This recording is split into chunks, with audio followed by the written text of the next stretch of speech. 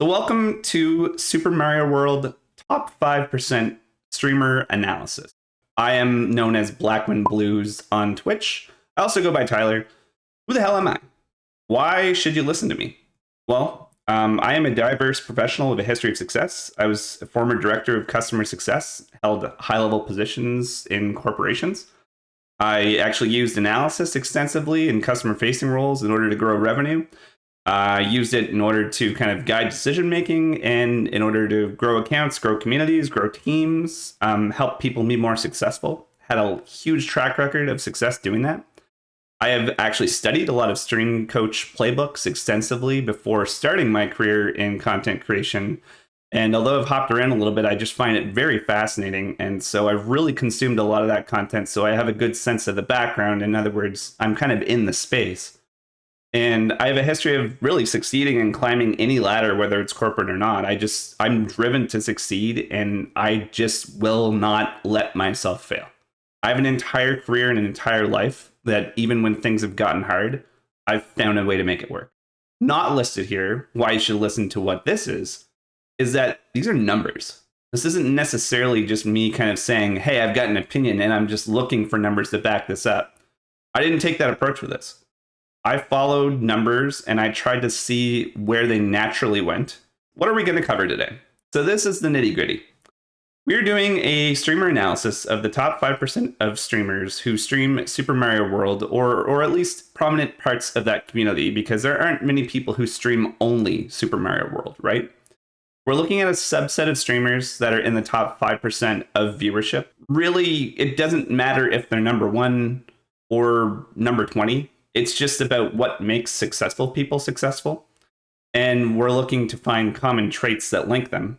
We're also looking for traits that are notable in the space that don't matter based on the data to streaming success. So not only are we looking at data to try to figure out if there are common traits, we're looking at what the data misses and what that might be, why that might be. We're also going to try to explain any notable spikes in the data as well.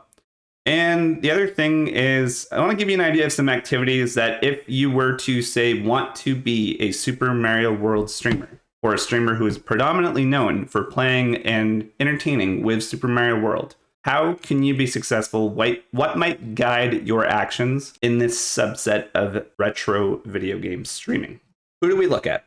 Really important when you look at this list to know that I'm not ranking anybody here. That wasn't at all what I wanted to do, and it was not material to anything I looked at.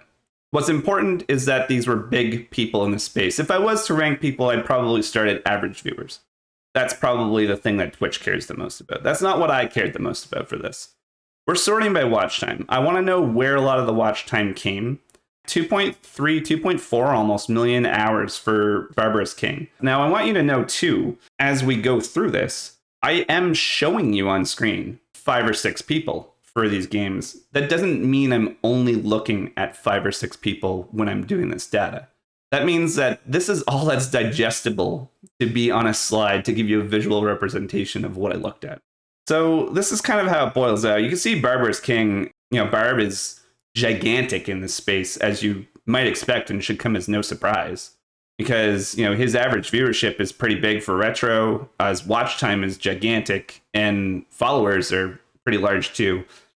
By the way, an interesting thing, followers, I'd say, is overall by far the least important statistic of anything. It's not average viewership, it doesn't equate to ad revenue, it doesn't equate to anything. It's just an indication that maybe someone will watch.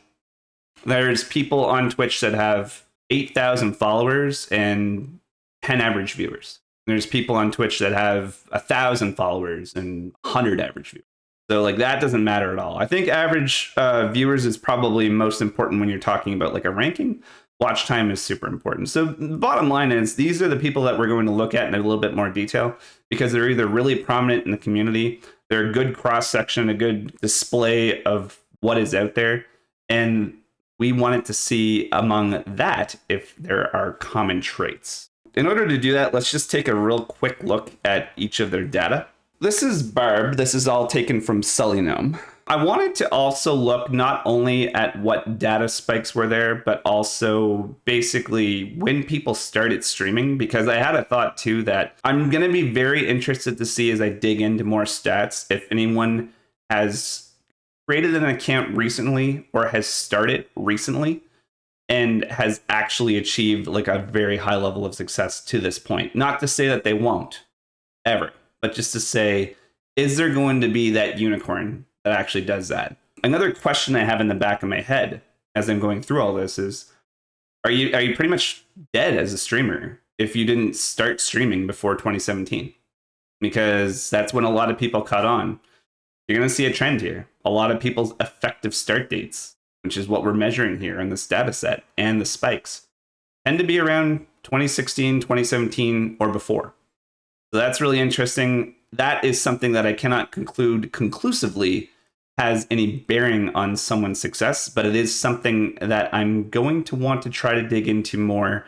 It's in the back of my mind, and I'm interested to see if it comes out as we go further with this. So Barb's account was created in 2014. He basically and effectively started streaming consistently somewhere around October 2016 or thereabouts. There's a big spike in his data that kind of pushes him up into like mostly the 2,000 to 3,000 average viewer range. And that is just after June into July and August of 2019. The only thing in all of my data, pouring through everything that he did, his hack release dates, which were, I think, 2017 and 2018 or 2016 and something like that. The only thing that I can point to was that he and several other streamers were part of a GDQ SMW blind relay race that happened on June 27th, 2019. And that seems to have accounted, in his case, for a massive spike in viewership.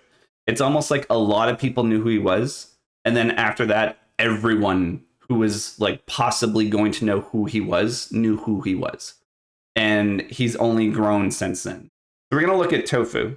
Look how much already. Obviously, this is a smaller scale because the top end of it is nearing 1,000. We were just looking at Barb, so we were up to like, the 3,000 kind of level. He's really interesting because he basically created an account February 2017. Boom. Started streaming March 2017. You can see some lower viewership, comparatively speaking. I didn't really notice a big spike per se in his viewership because his trends, like his stuff is all over the place. He seems to have mostly grown naturally. I'm not discounting that a given thing or two has really helped him kind of boost a little bit over the time. That's not what I'm saying, is that I think this data set is so all over the place in terms of highs and lows. Whereas Barb's, you saw the clear jump. You don't really see it in Tofu. I feel like you can't really say conclusively that one thing or another propped up his data, and that's why I'm not showing it here. Doesn't mean that it's not true, though. LaserBlch, kind of interesting as well.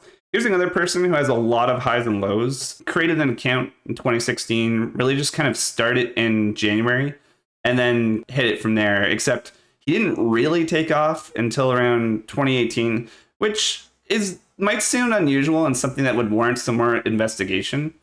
But at the same time, a lot of streaming is like that. Like, it does take a while to kind of find your ground as a content creator. And I think that, it's just going to take a little while to get started. So really, a lot of his extensive viewership, and you can see there's a break in there too for streaming, begins kind of in the 2018 range. So it seems like he really took kind of a year to find himself. And I think that that's really interesting, or at least that's what the data is suggesting anyway. And again, here, very similar to what we're seeing in Tofu, it's like a lot of ups and downs. Oh, he was laid off. I didn't know that. Okay, there you go. So I guess he was laid off, and well, you got to do what you got to do. Now, the thing that's troubling to me as a content creator is that so far, and you'll see this on the other three that we're going to look at too, everybody's coming into prominence around 2017, 2018. And from a lot of my other data, it seems to be very similar. So I'm going to really let that be a guiding point as I do more analysis. But this subset of what we're seeing is not enough for me to make a conclusion right now. Look at Smoke-a-Loke a little bit. So this is one of the ones where Celino only goes back so far. It's like a rolling 5 years, I believe, is basically what the data set is. I've looked at a lot of data pools. So I don't actually have data on when he started streaming, and I couldn't really find it without digging like crazy. It's not incredibly important because suffice to say, he was streaming before 2013 and was already decently popular. Does a lot of variety, definitely some Super Mario World, partnered for 7 years. Yep, exactly. And I do think that it was, because Twitch was less populated at the time, it was a bit of a big fish in small pond type of scenario. You can get partnered a lot more easily back in, say, 2013, 2014, than you can now, even though partnership was typically around 400 or so concurrent viewers. There was just no competition on the platform compared to now, where there's millions of streamers and really not enough viewers to go around between them. So this is kind of your more like old school quintessential success story of someone's grinded it out. And, you know, if anything, I'd say that his outlook is even better now. The increased viewership and eyeballs you have on Twitch, because if you look on the right-hand side of this, he's really starting to get a lot higher spikes in viewership. So it seems like he's starting to have an even greater success, and all his time spent is really paying off. That's really interesting. That was probably the most quote-unquote normal and linear graph that I've actually seen on this.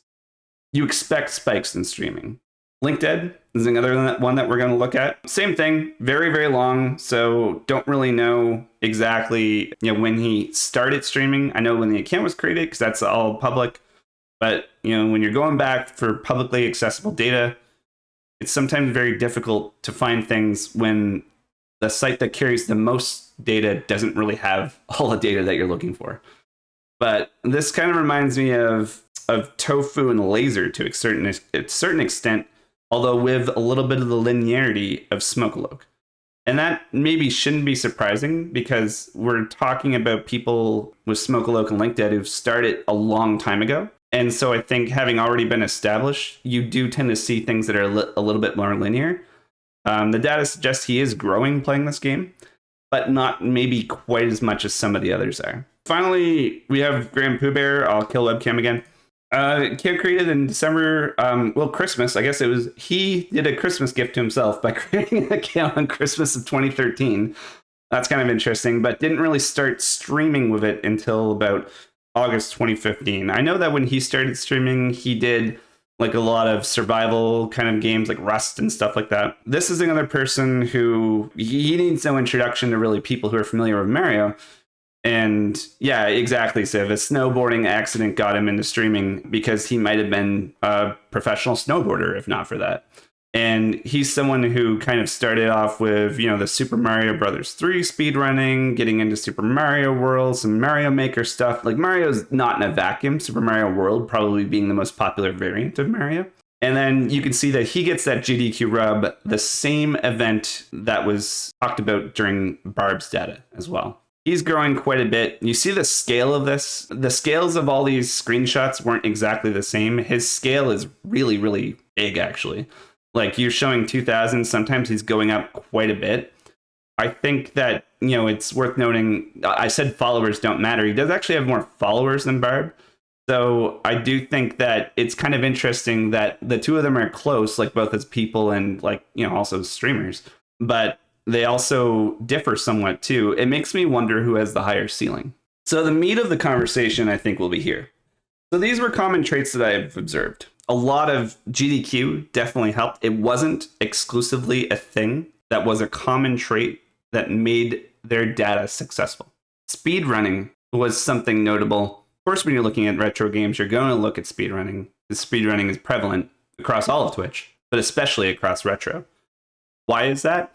I think that a couple reasons why that is that if you're, say, like playing a brand new game, like, for example, Resident Evil Village just came out fairly recently, a lot of people might watch that game to see a playthrough and make a purchase decision or basically get a review. You're not stepping into Super Mario World, which is a 20-some odd year game, and saying, do I want to buy this? Like, you've seen it before, probably, if you're even clicking on it to begin with. You're not really taking it from that approach. Every game has their something, and this game's something is that it's really, really heavy with hacks. What I thought as a personal hypothesis that I would see a lot of success from was hack creation. And I thought that hack creation, when a hack was released, that a streamer would get a lot of notoriety from these hacks, and that the notoriety would make people want to tune in and watch the stream.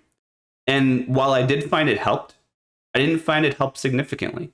And that really surprised me. Not everybody on this list has made a hack, but it's just really interesting how that didn't come up as being especially important. The only real common traits that I found in looking through each person with kind of a fine-tooth comb was GDQ and speedrunning.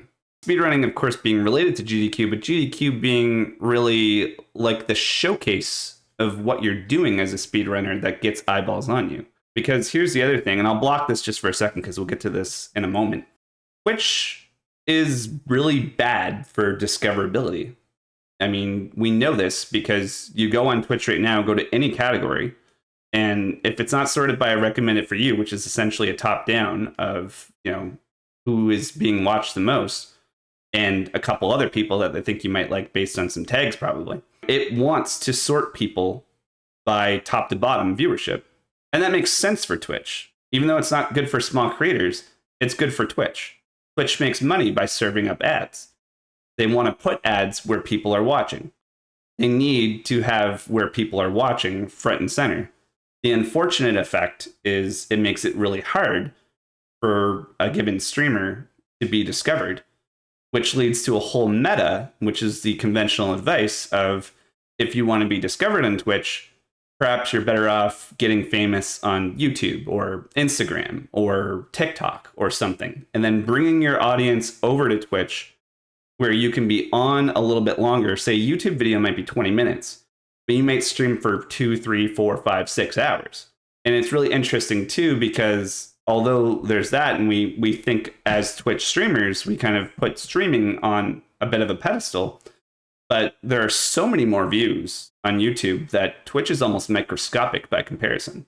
That's why GDQ drew my attention as I poured through the data and tried to explain certain spikes, because it made me think immediately of discoverability. I mentioned that right now, and I mentioned earlier about having had background and doing a lot of research into kind of what stream coaches are saying, and some of that's good advice, and a lot of it is, and some of it isn't. But I think that discoverability piece is something that's universally agreed upon because Twitch doesn't really have it. The only downside I think you could say for that is perhaps that Twitch isn't really set up for succession planning. But you could also say, do they really have to be? Because there are so many people trying to make themselves, it seems like someone eventually will. Draw your attention to the bottom right. Traits that were maybe indicative of success. As I mentioned before a few times during this, average account age was around 7 years or so. By account age in this slide, what I really mean is account age and effective start date. I actually looked at the start date. I literally calculated the average. The start date and the account age are basically the exact same. The top 5% are dominated by accounts and streamers who really have been on the platform for a long time and have the advantage of incumbency. And I think that's really interesting. And we've yet to see someone who's new join the group or supplant them. And I think that's really interesting, particularly as it concerns the retro space, because there is only so much retro to go around. Yes, retro is a growing category, but it's niche. And in any niche, there's a certain amount of the pie that has to be sliced up. And you have to ask yourself, how much of the pie is there for a streamer? And if the top 5% have this much of it for this long, can you get a slice? That's why I say it's maybe indicative of success, because you can't prove that with data. You can't prove that it's true, and you can't prove that it's not true.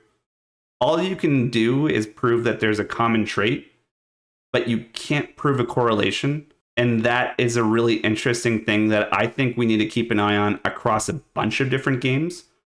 And that's why we don't want to just do an analysis of Super Mario World, because that would be short-sighted. But if we bring in 4 or 5 other kinds of games and we start to see more of a correlation, and this is the norm for all of them, that's kind of interesting. Community feedback loop. What do I mean by that? In a given community, there's a certain amount of you're at the top. You know other people are at the top. Networking is obviously essential. You know, if Barb comes and gets done a really good stream, he has 4,000 viewers. He's not going to raid Tyler Blackwind Blues. And that's not because he's a dick or not a dick. That has nothing to do with it. The raid is more of a networking tool than it is something that happens. Typically what happens when a streamer is raided is the raid happens, guy gets a couple of follows, and then, you know, a lot of people slowly drop off. And it's more of a thing between the two streamers, particularly if they are streaming the same game, to really kind of make that outreach and say, hey, let's connect and mutually support each other. Or, you know, you seem cool. Maybe you'll think I'm cool. You know, maybe nothing will happen. I think the majority of time, nothing really important happens from it. But it's good, because if it wasn't there, there are fewer social elements on a platform that is designed around community and social elements. What do I mean by the feedback loop? The feedback loop, knowing that there's no incentive for a big streamer to raid a small streamer, they're going to raid other big streamers. Because, like Stahl's saying, you can't build yourself up without it.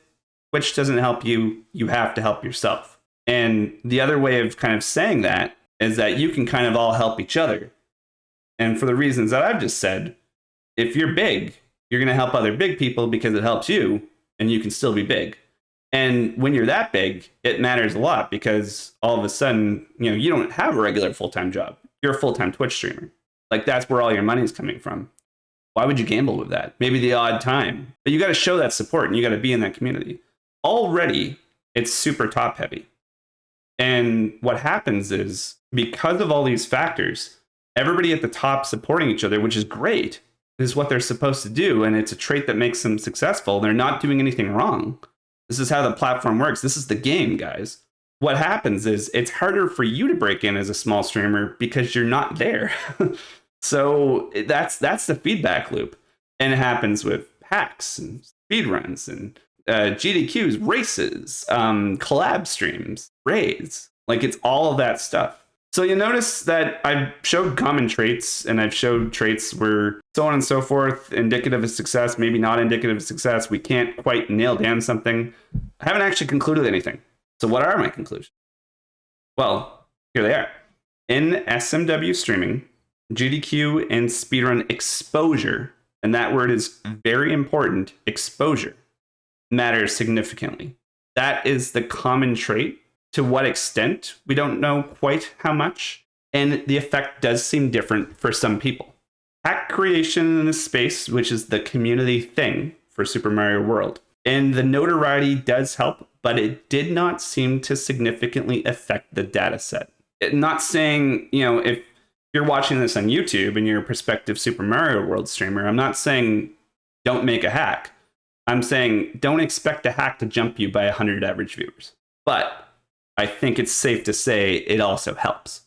So that's not a reason not to do it either.